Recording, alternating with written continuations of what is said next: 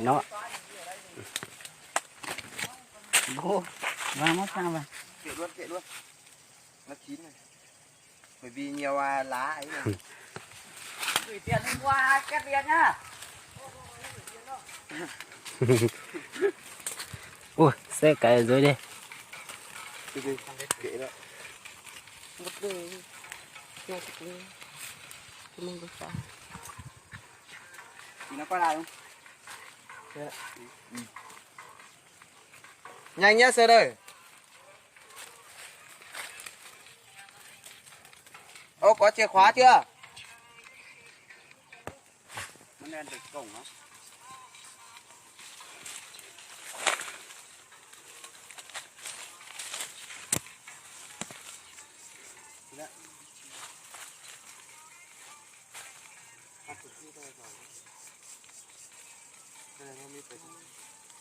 Con dao đi đâu rồi? chắc cái này cắt chín chứ nhỉ. Sao gì? Nó tự cắt này mình chở nó.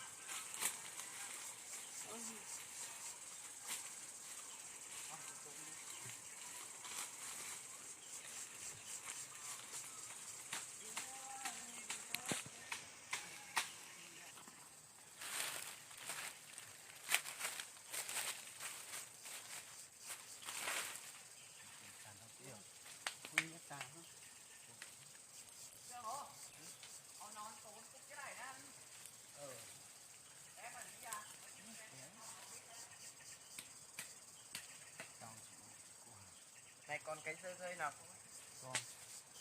Còn cái này sắp rơi Không.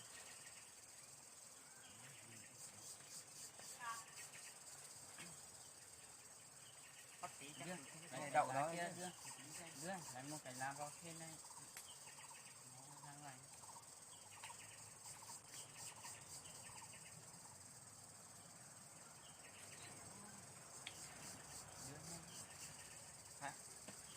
thêm một cái lá vào đây cái này sắp rơi nữa.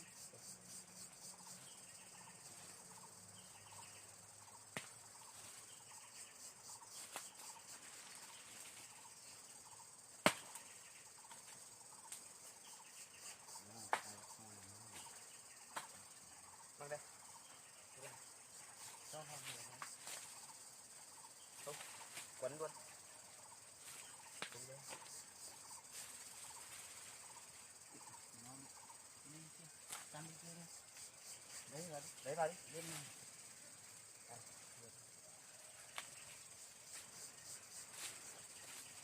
quên Đi rơi quá. chân nó bị cháy luôn chứ Ngon chưa? Đừng dính tay luôn này.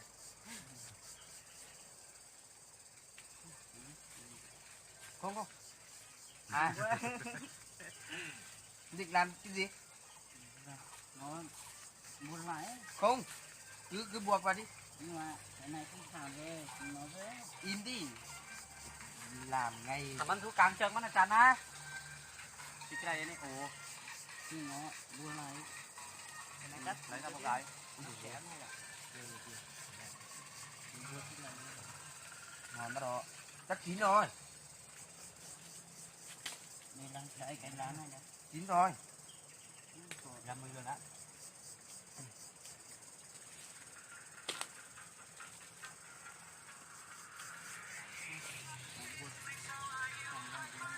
Chẹp này nè.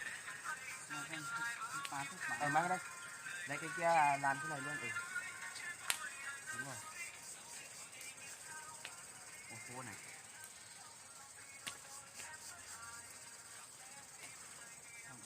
Không thế này. nhưng mà còn buồn lại cái lá Đúng rồi. Người ta có kỹ thuật rồi nè.